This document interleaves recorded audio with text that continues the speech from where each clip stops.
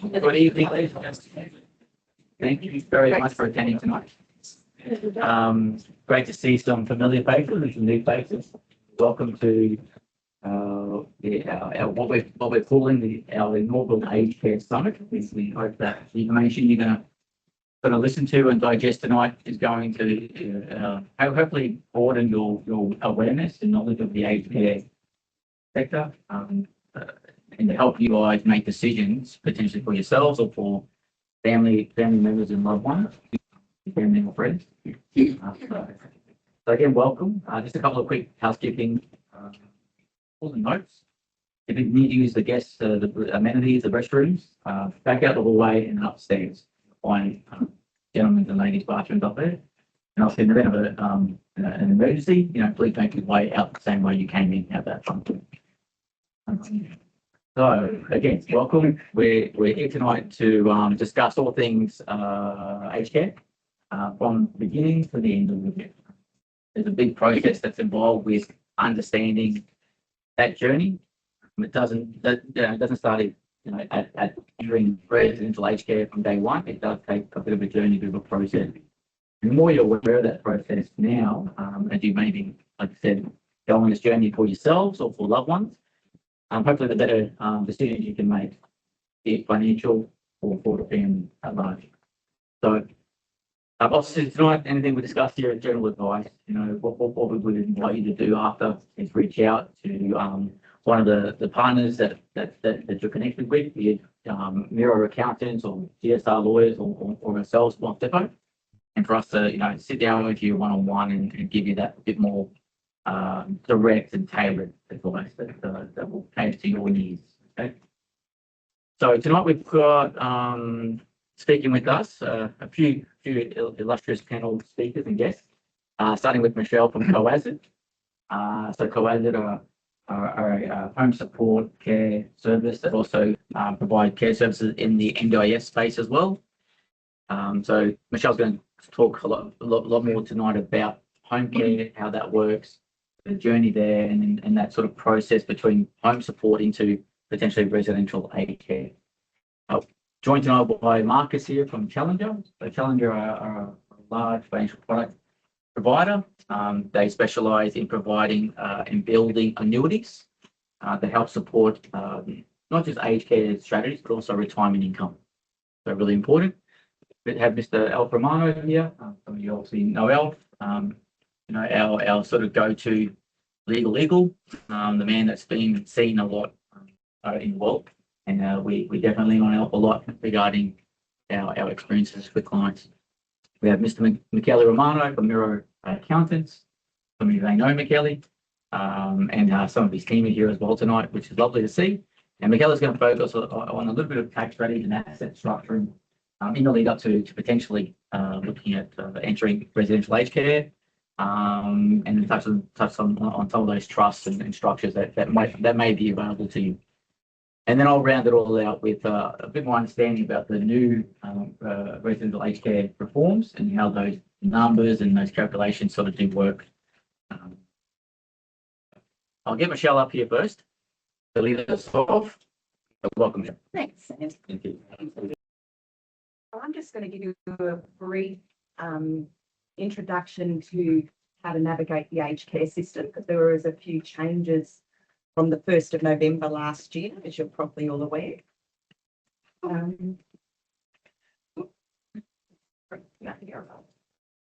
Okay, so first of all, I'll just talk a little bit about Co.As.It. So we started off looking after a lot of the migrants that came from Italy and settled in Brisbane.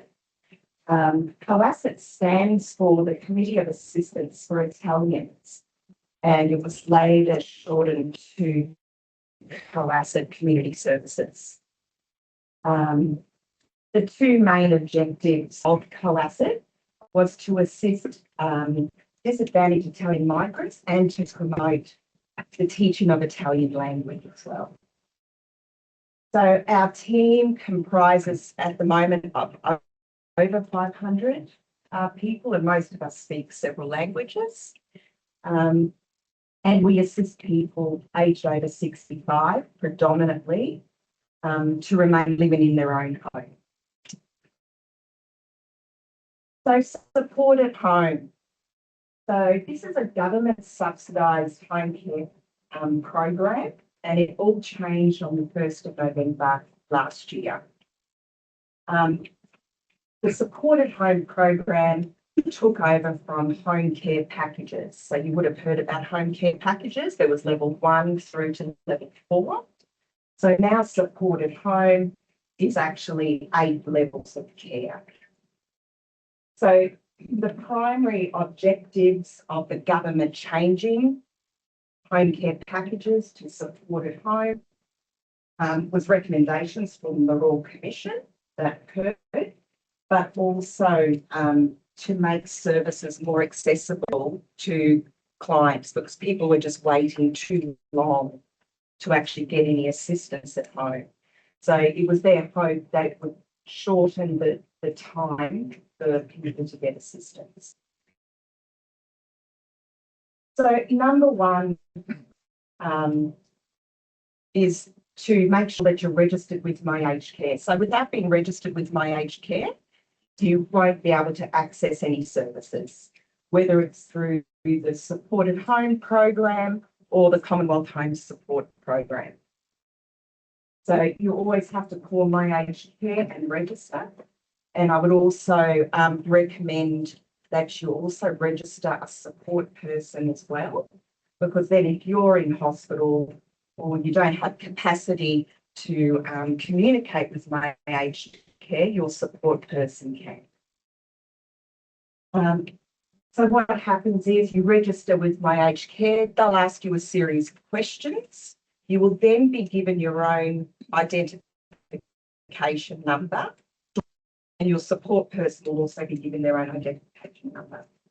During that initial conversation, they'll ask you a series of questions, and then they will determine which avenue of assessment you will go down.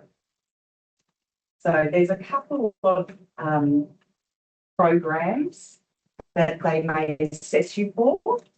The Commonwealth Home Support Program, which is entry level into aged care. Then they can also assess you for the Supported Home Program, which is the new version of the home care packages. And they can also give you approvals for residential respite and residential permanent care as well. So the goal, as I said before, was to reduce wait times for people to get assistance at home. Has it changed wait times? Yes, it has, but it has had a knock-on effect that now, instead of the government assigning the full funding to clients, the majority that are coming through, clients are only getting 60% of the funding. So that just means there's less money that's available for you to use for care and services. So that's where we talk about interim budgets. So 60% is the way the government is actually allocating packages at the moment. So upon approval for supported home, you're going to receive a notice of assessment and a support plan. So this generally is mailed out to you. And in this support plan, it'll have a bit of a story from the assessment officer. And then in here will be lots of codes that some of you may have seen. And there's codes and codes and codes for all different types of services. And then you'll have approvals and you'll have expiry dates when you have to take certain things up by. And it says, you know, you have to find a provider that can help you. So underneath the new scheme, the government has separated clients into 3 categories. So you have grandfathered clients, hybrid clients, and newbies. So the grandfathered clients are clients that were receiving a home care package prior to the 12th of September 2024. Or they were on a queue, so you'd been assessed, but you still hadn't received your package. So you were classified as a grandfathered client. The hybrid is anyone that was assessed and assigned a home care package from after the 12th of September, but before the 31st of October 2025. So you can see these dates are imperative. Date comes into alignment with some of the changes in the Aged Care Act that occurred as well. And then you have new clients, newbies, anyone that was assessed after the 1st of November 2025. So the reason why that they've separated into 3 participant types is all to do with your contribution rate, how much you have to pay for your care and your services.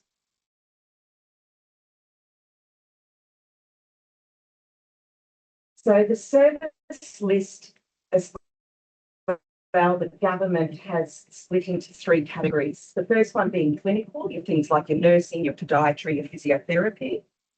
Second, they've classified as independent. So services such as your personal care, transport, respite in the home.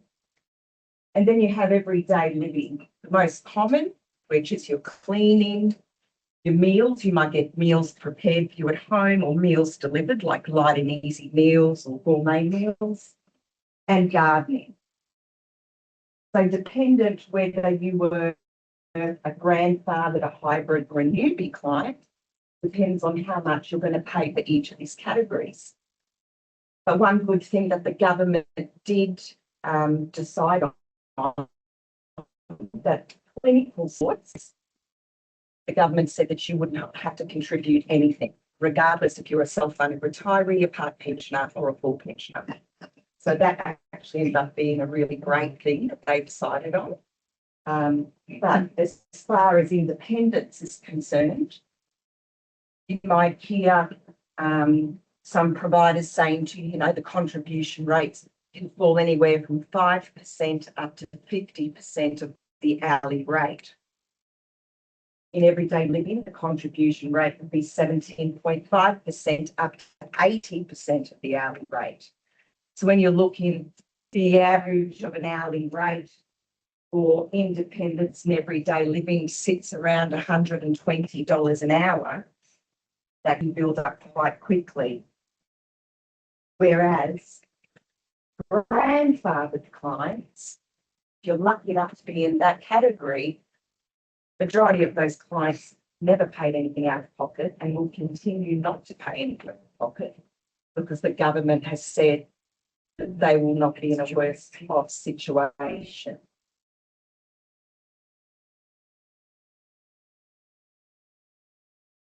So participant contributions, clinical supports, everyone pays 0%, which is wonderful.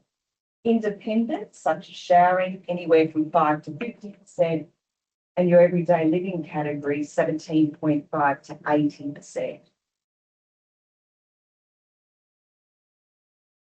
So the full pensioner, if you were grandfathered, so you were on a home care package prior to the 1st of November last year, you weren't paying anything out of pocket for any of those categories, and you will continue not to pay anything out of pocket, which is great.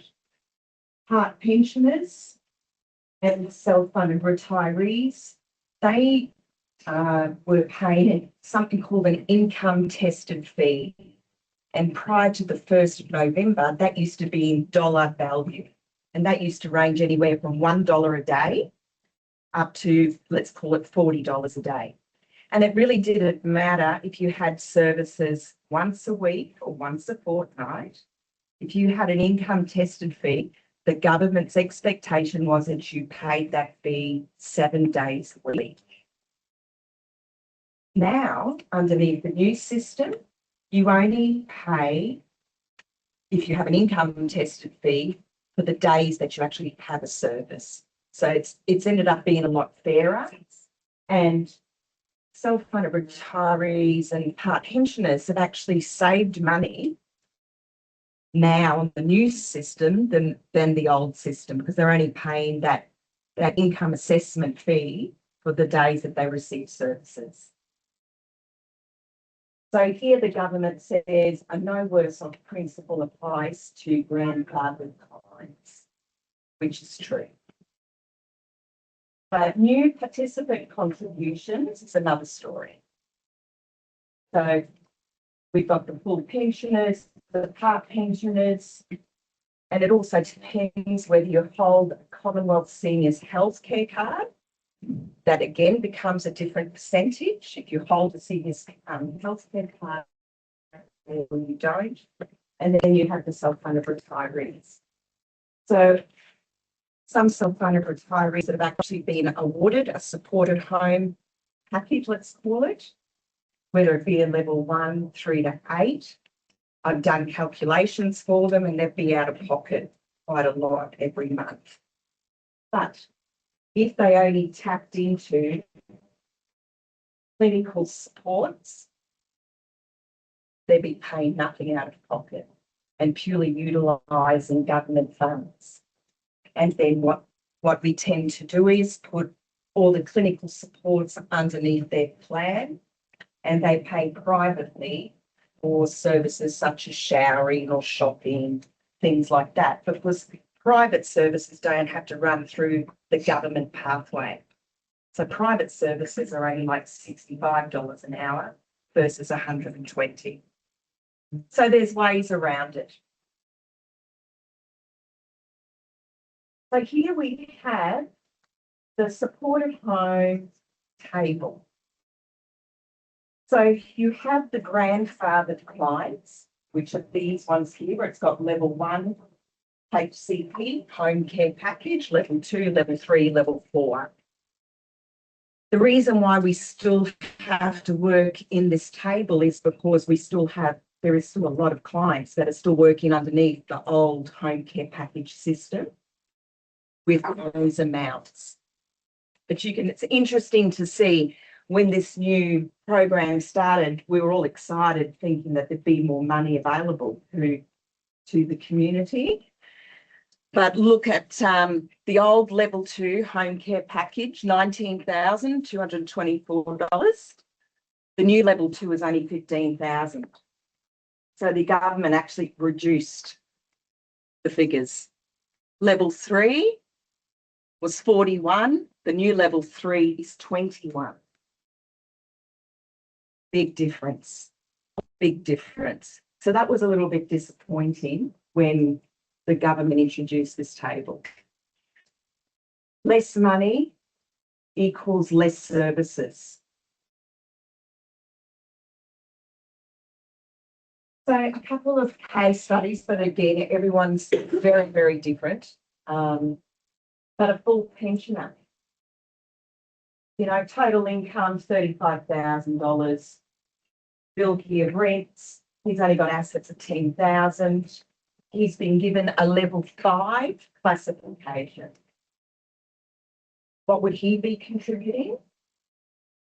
Well, for every dollar that Bill contributes, the government will contribute on average about $12.90.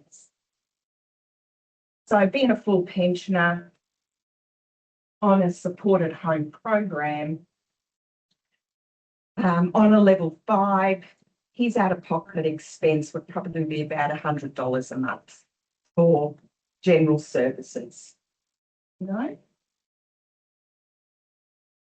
We have a part pensioner, total income $36,000. Sylvia here owns her own home. Her home's worth $850K. She has other assets of $200,000.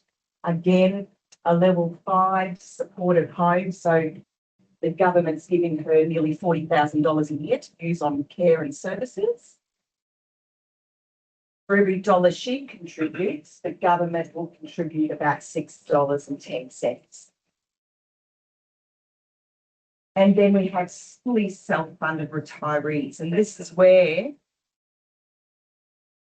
the ratios aren't too good. Total income $66,000. Peter owns his home, worth 1.3 mil.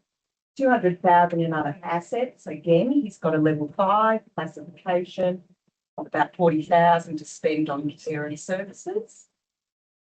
For every dollar puts in, the government will only put in $1.60. So you can see with self-funded retirees, sometimes these, 1 to 8 levels of support at home may not necessarily be worthwhile touching, unless you're happy just to put clinical supports where you don't have to pay anything. Again, this case study, Harry doesn't have a Commonwealth Seniors Healthcare card. So it makes a little bit of a difference. His income, 100,000, he's a homeowner. His house is worth $1 million.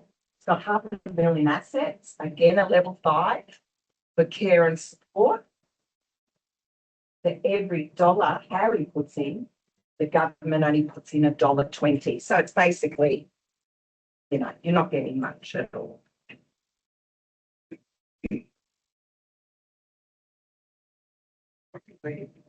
For every dollar he contributes, Yes, it's giving a package. yes. 31,000. So basically his income tested fee would be so high that his contribution would not be worth him paying what the government's going to give him in return. That's why sometimes packages aren't worthwhile taking up. Basically, it's 20 cents. But in this new system, there has been 2 short-term pathways, which are well worth looking at. So the first one is the restorative care pathway. So generally you'll get approvals for this if you've just had a stay in hospital, and the social worker will generally push this through for you. And it used to be a lot more money.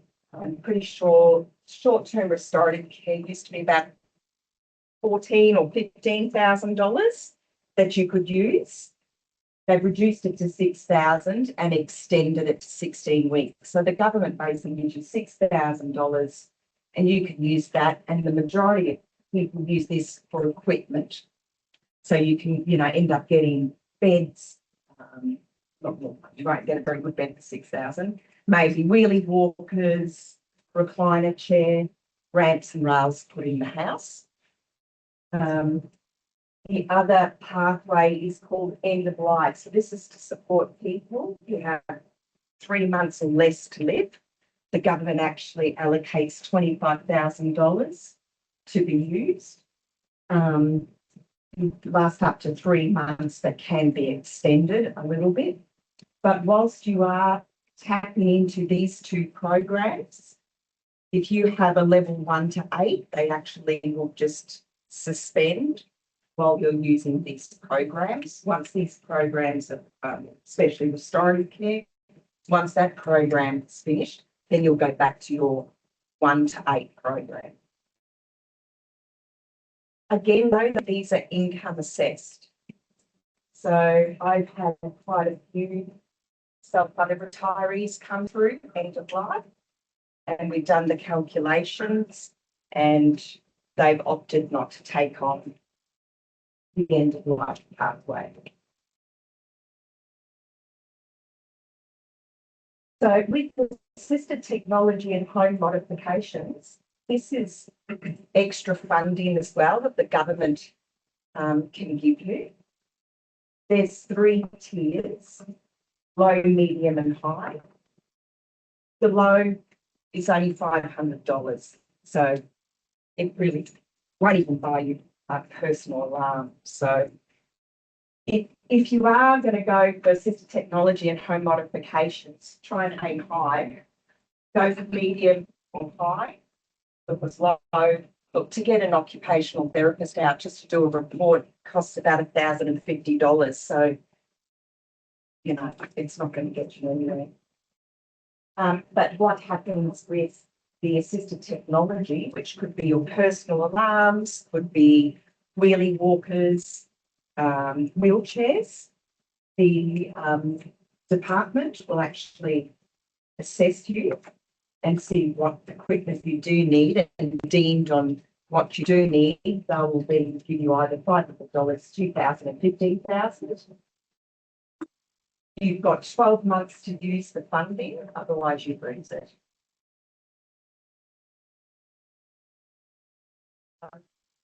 So again, the way that they allow the money, whether it's the low, medium and high, depends on the risk associated with your care and your needs. So under the aged care system, there's several programs. You've got residential aged care. You've got the Commonwealth Home Support Program. You might have heard people saying CHIS. That's just short for Commonwealth Home Support Program. That's the program that has the most people nationwide. So that's entry level. And some of you actually might be on that program. It's where you might have a carer come in that does cleaning, and you might pay a contribution of $12 an hour because the government subsidises the rest of that hourly rate.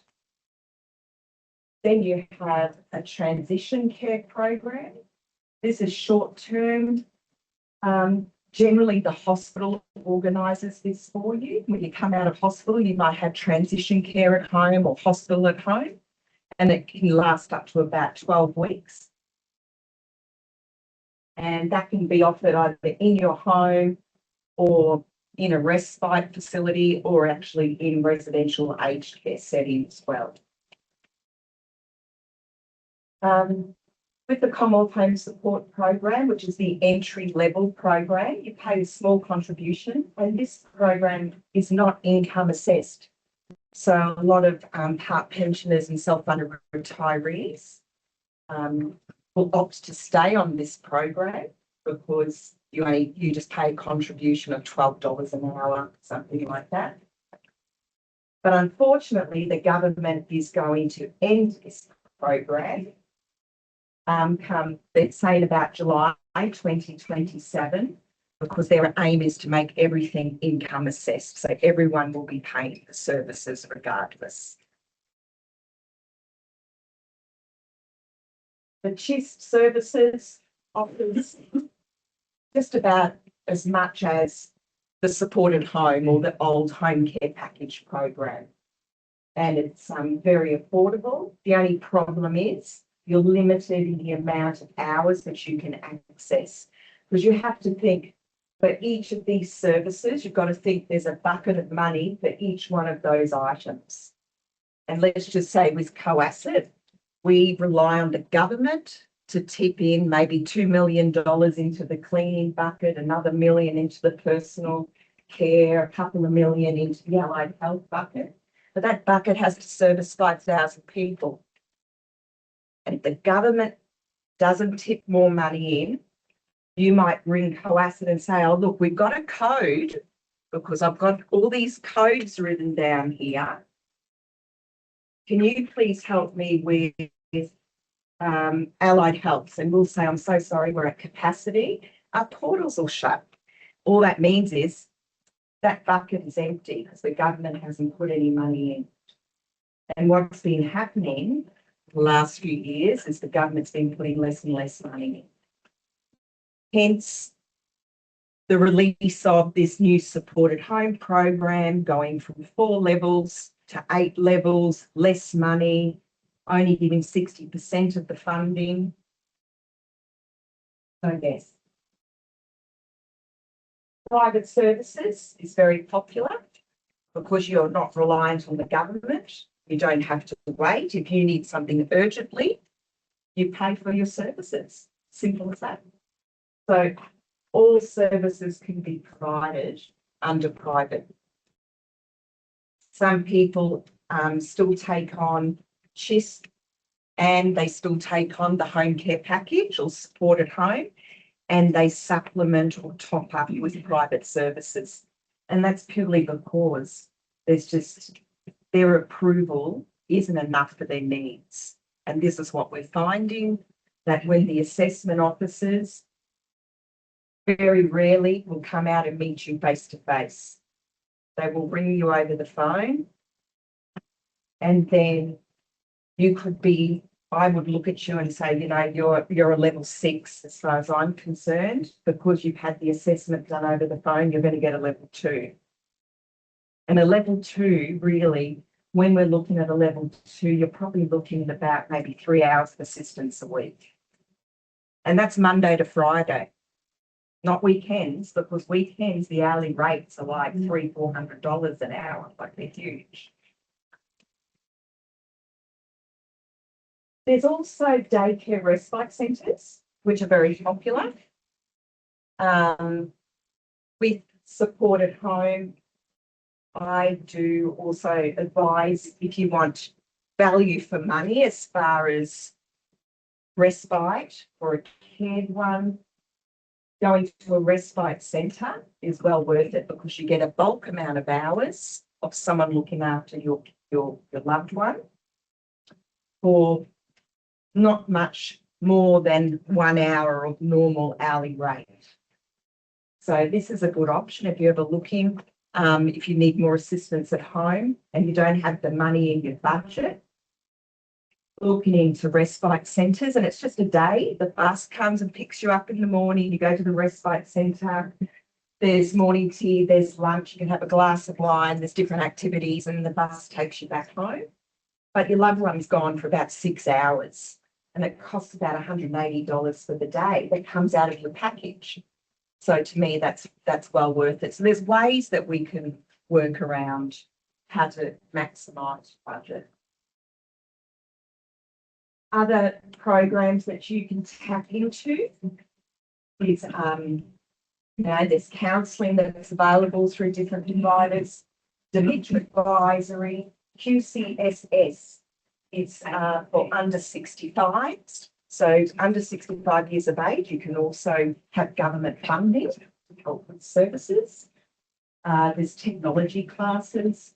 There's dancing classes, exercise classes, art classes, yoga, cybersecurity, seniors.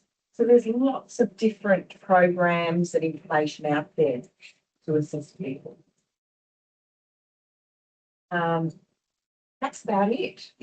If you have any other questions, please come and see me later on. But there's just so much to go through, and thank you very much.